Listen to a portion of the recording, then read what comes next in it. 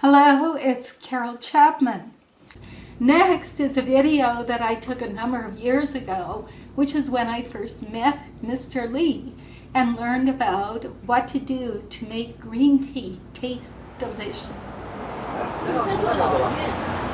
You would think from that scrolling neon sign that I am in Hong Kong or China, but I'm not. I'm in Canada, in a community in British Columbia called Richmond. It's almost 50% Asian, so it's the absolute perfect place to find a genuine Chinese tea shop.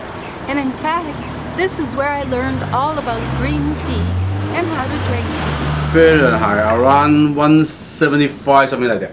Okay, but definitely not boiling. Yep. 175, 180, something better. Okay. You had said the reason why it can't be too hot, it can't be boiling, is because it will be bitter. Bitter.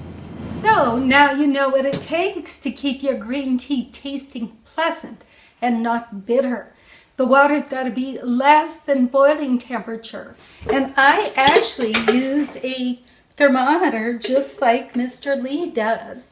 So I keep my tea water usually between, 160 and 180 Fahrenheit, which is around 77 or so Celsius.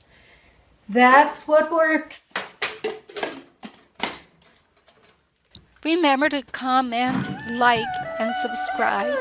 Thanks so much.